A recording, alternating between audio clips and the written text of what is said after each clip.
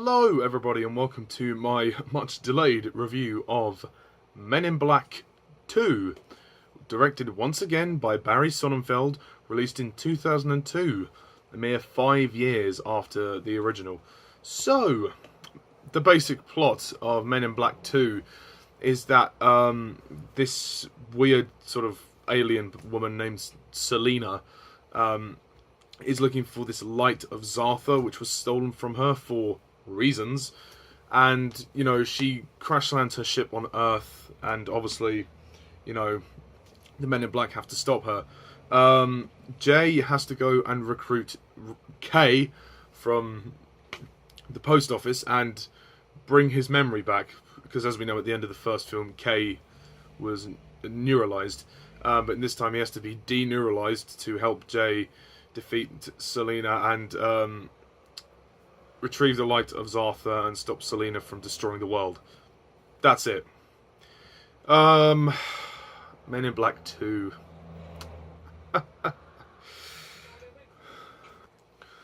So, Men in Black 2.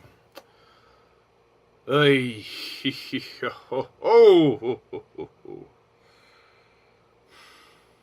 Words kind of fail me on this one. I am going to confess something with this movie. When I was a kid, I actually used to kind of enjoy this movie. I mean, I never loved it, but I always thought it was fun. And it was the one I saw the most. Obviously, the third one came out 10 years after, so I was a bit older when I saw that. But I had the first one on VHS and this one on DVD. I used to watch this a fair amount. So I have some memories of it. But rewatching it now, this movie sucks. It's terrible. I have no idea what I just watched, but it wasn't good. It really wasn't good. There are a lot of problems with this movie. I think the biggest problem is the script. The story is shit. The story is basically a rehash of the first one. Don't believe me? Well, the first one had J and K looking for the Galaxy of Orion's belt, which was this tiny thing on a dog collar, and in this movie, Men in Black 2, they're looking for this lost light of Zartha, which is on a bracelet of Lara, who is the female in this movie. So it's basically the same fucking thing all over again, but just worse. I don't know what happened here. This movie's basically a mess. I mean, the story I didn't care for. I never got into this movie. Like, I couldn't get into it when I just watched it. It's boring, and the movie's only 90 minutes long, and it's pretty short, but it doesn't feel short. It feels longer than it is, which is a problem. I just think this is a disaster. This is an absolute disaster. And I couldn't give a fuck about the characters this time. I mean, it's nice to see Will Smith again. At least he's trying. He is the best performance of the movie. He's the only one who's really sort of trying. Well, him and Tommy Lee Jones. He's good. He's very good in this movie. He gives a good performance. Tommy Lee Jones also returns as Kay. He's nice, although they basically just kind of threw him in there because he kind of has to be there. You've got the usual, you got Rip Torn as Zed. Jeeves returns, he's good. But yeah, I have to mention about Selena, the main antagonist. She's so bad. I mean, what the fuck? Who wrote this character? She's so boring. What a one-dimensional, boring antagonist, for fuck's sake. I mean, she does nothing apart from, extend her serpenty kind of fingers, and hang people upside down. That's all she does. I mean, in the very beginning of the movie, we're introduced to her when her ship crashes down to Earth, and then, the sort of serpent thing forms itself into a body, and it forms into this really, obviously, very attractive Victoria's Secret model. The actress is called Lara Flynn Boyle, and she's in her underwear for some reason. This movie's a PG, which is strange. And then there's this guy that kind of creeps out from behind a bush. he licks her, and then he takes her behind the bush, and then she devours him, but then she spits him back out. It's just, what? This movie's so weird. Oh, God. Man, I mean, yeah, she is great to look at, but there is no character there. She's no character. She's like, you know, I want my light. You know, oh, you idiots. Oh. She's not threatening at all. No one is fazed by her. I mean, it's nice to have a female villain, don't get me wrong, but she does nothing. And, you know, you just don't care about this whole story, this backstory, this whole convoluted mess of a story. You know, and then it all ends with the big reveal that Rosario Dawson's character, Lara, is in fact the light. Well, who wrote this script? Because, wow. Wow.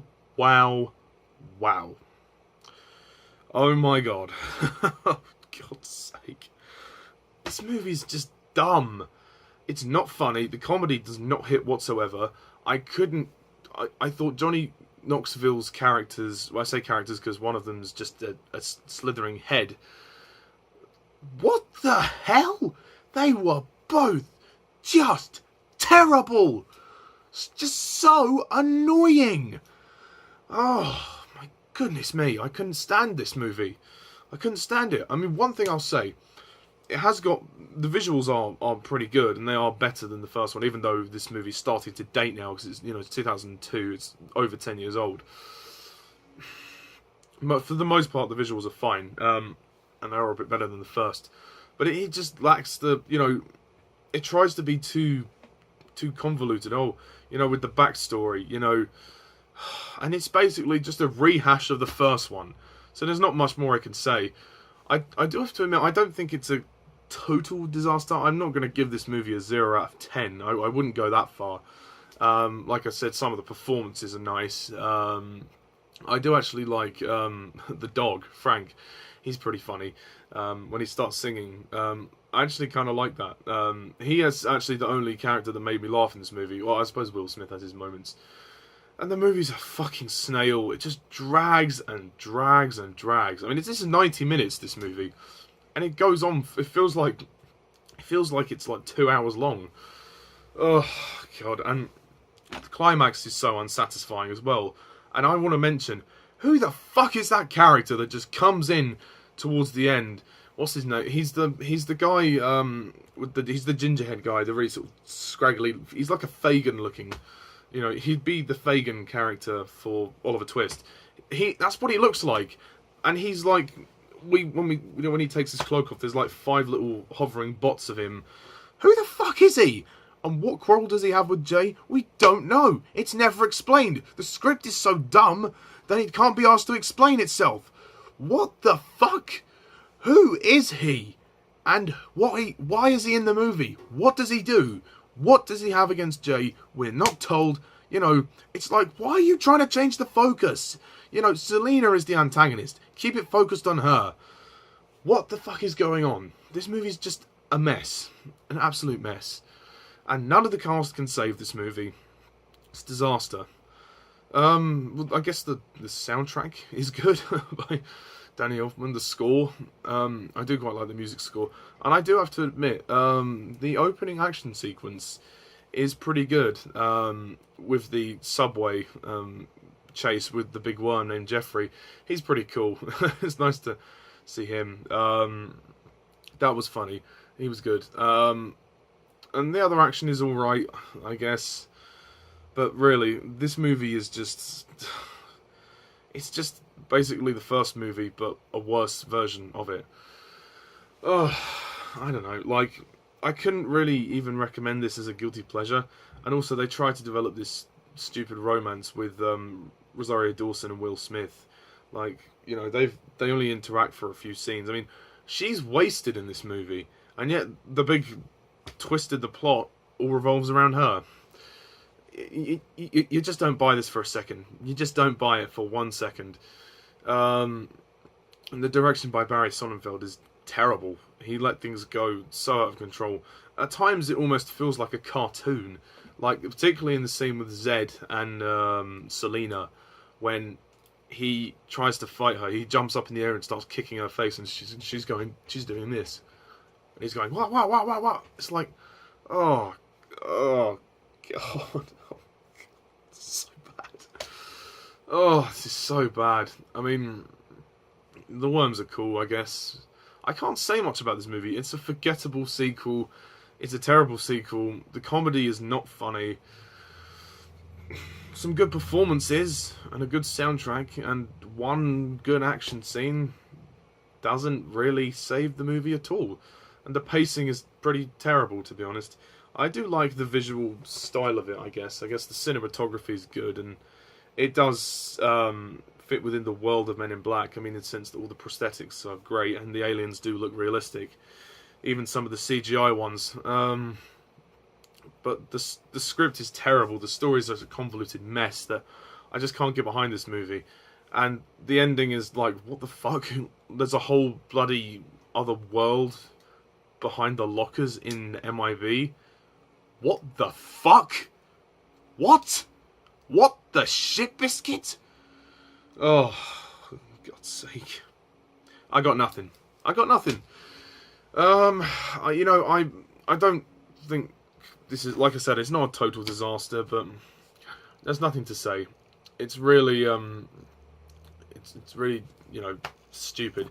And apparently there is a deneuralizer, which, allows people to get their memories back. I thought, being neuralized meant that you had to stay like that forever. But no, apparently not. So I never really read the Men in Black comics, so I couldn't honestly tell you more. But yeah, this movie was a struggle to sit through, and I doubt I'd be watching it again. And I know a lot of people don't particularly like it, and I can see why. So, is it a wonder that they didn't do a third one, or at least not for 10 years? So yeah, I've got nothing else to say about this movie. I'm gonna rate this film a 2 out of 10. Black shoes, black tie with the black attitude. New style, black Ray-Bans, I'm stunning, man. New hotness, pitch black 600, man. Don't you understand? What you thought I wouldn't come again? Leave you hanging without bringing you the fun again? Tangle in with the alien scum again? Mind your manners or the black suits running in. Nod your head. The black suits. Yep, it's terrible. And there's a moment also where, in the scene with David Cross, like, they play a clip which we see at the beginning of the film as well, and Will Smith said, oh, that looks like some of Spielberg's work.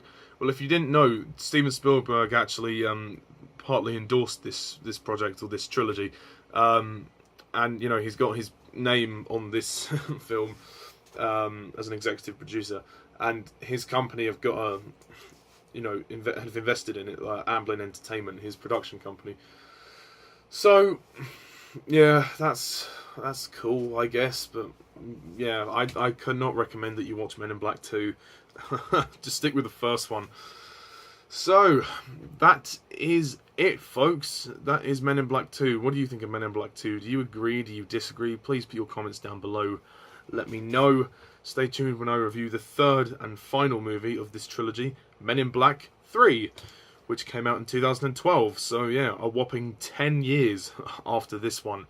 So, until then, folks, thank you all for watching, and as always, I'm Mr. TARDIS11. See ya.